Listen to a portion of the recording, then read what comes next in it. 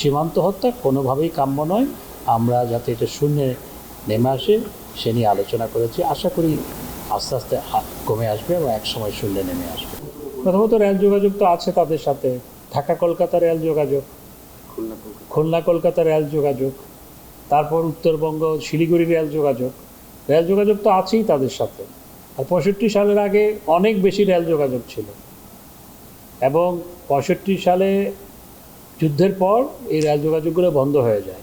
যেগুলো বন্ধ হয়ে গিয়েছিল আমরা সেগুলো ধীরে ধীরে চালু করার লক্ষ্যে কাজ করছি এবং আমরা নেপাল ভুটানের সাথেও যাতে রেলে এবং গাড়িতে করে আমরা সরাসরি যেতে পারি সেই আলোচনা শুধু ভারতের সাথে হচ্ছে তা নয়, আমরা রিজিওনালি যাতে আমরা সবাই কানেক্টিভিটি বাড়াতে পারি সে নিয়ে আলোচনা হচ্ছে।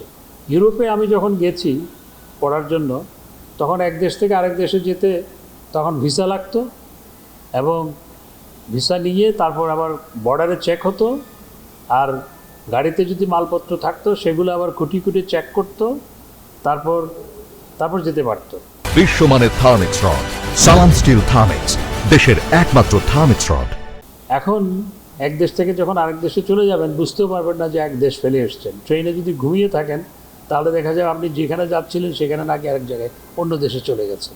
তো এই হচ্ছে বাস্তবতা। সেখানে কানেক্টিভিটি সেই পর্যায়ে গেছে, তাই বলে কি তাদের সার্বভৌমত্ব নষ্ট হয়ে গেছে অন্যান্য দেশে? আমাদের দেশে কানেক্টিভিটি আছে, সেটিকে আরও বিস্তৃত করার লক্ষ্যেই আমরা কাজ করছি এবং ট্রেন যোগাযোগ আছে অলরেডি এবং আরও বাড়ানো সে নিয়ে আমরা কাজ করছি এবং সেটি নট অনলি উইথ ইন্ডিয়া, সেটা আঞ্চলিক ভিত্তিতে বাড়ানোর লক্ষ্যে আমরা কাজ করছি। তবে এইটুকু বলতে পারি আমরা এবারও আলোচনা করেছি যাতে সীমান্ত হত্যা শূন্যে নেমে আসে। তো অনেক ক্ষেত্রে যখন সীমান্তরক্ষী বাহিনী আক্রান্ত হয় তখন তাদেরকে মেজার নিতে হয়, তবে আমরা সবসময় গুরুত্ব দিচ্ছি যাতে সীমান্তরক্ষীরা নন লিথাল উইপন ব্যবহার করে।